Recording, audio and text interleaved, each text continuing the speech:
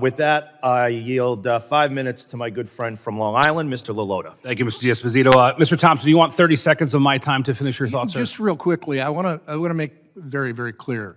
The Senate language you're alluding to, sir, did not eliminate illegal border crossings.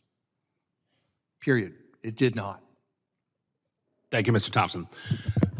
Chairman, the reckless open border policies of the Biden-Harris administration have thrown New York City and its surrounding communities like the ones I represent into chaos, leaving law enforcement to deal with the devastating consequences of their failures. Today's hearing is timely and necessary, given the ongoing challenges posed by the unbelievable number of migrants crossing our southwest border and the transnational criminal organizations exploiting these policies. One of the most alarming threats is Tren de Aragua, a violent transnational gang that has been making inroads into New York City. Their brutal tactics, human trafficking, extortion, drug smuggling are fueled by the weak border policies of this administration, and their presence within our borders puts all of us at risk. Policymakers here in Washington, from both sides of the aisle, must not sit back and allow these dangerous criminal organizations to expand into neighboring areas like Suffolk County. These gangs not only undermine public safety, but also stretch the resources of our local law enforcement to the breaking point. This crisis necessitates action. When the new administration takes office, we must come together immediately to crack down on these criminal enterprises and fix the chaos at our southern border. It's not just about securing the border, it's about protecting our families, restoring safety, and enforcing the rule of law. I look forward to hearing from our witnesses more today as we have this dialogue about what they've experienced on the ground and how we can work together to make consequential and lasting policy decisions. Commissioner Ryder, welcome back to Washington, sir, and thank you for joining us today and for your continued commitment to protecting Long Island and our nation. Your testimony highlighted the increased strain on Nassau County due to the migrant crisis. And Commissioner, I was hoping that you could spend a minute or so further expanding upon that and telling us how the growing presence of the transnational criminal organizations like Tren de Aragua have impacted your department's operations. So the unvetted migrants that are in some of the housing that's given by New York City. The example, they're on the airport at JFK. There's a tent that houses over 400 migrants in it. They're at the Creedmoor, the old psych center on the Queens border of Nassau County, where they're also housing the migrants, and they're in what we call the Floral Park Hotel, which is on the city side of those areas.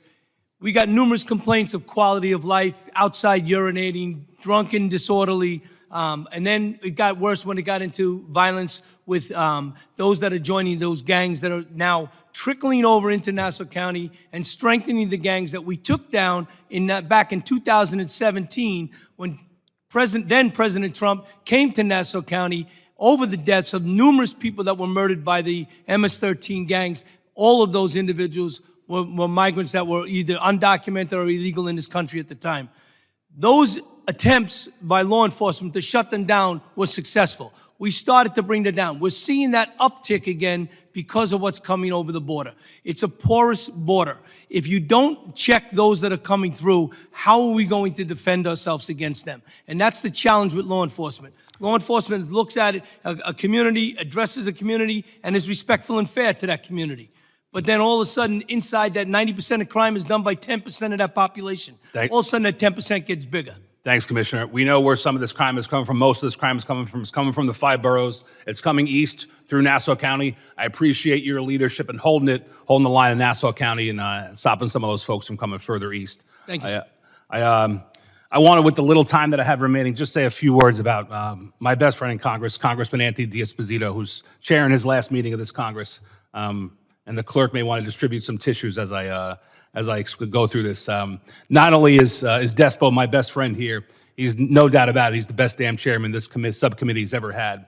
He's a retired NYPD detective who brought to this committee and Congress as a whole unparalleled experience, grit, and dedication to public service in every aspect of his work here in Washington. He's informed, of course, by 17 years of service in the NYPD, retiring with the rank of detective. He knows what it takes to protect our communities, respond to emergencies, and ensure the safety and security of all Americans. Under Despo's leadership, this subcommittee has tackled some of the most important and pressing moments of our nation's time, and the border crisis is our nation's most important crisis of the time.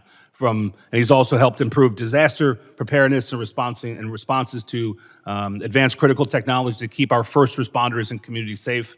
Despo never wavered in his commitment to bipartisan solutions, always putting the safety of our communities and country before his own party. I don't think anyone's going to miss Despo as much as I am, but this place is going to lose a phenomenal human, colleague, and representative. Thank you, my friend Anthony, for your leadership and friendship. I look forward to seeing what the future has in store for you. Love you, man.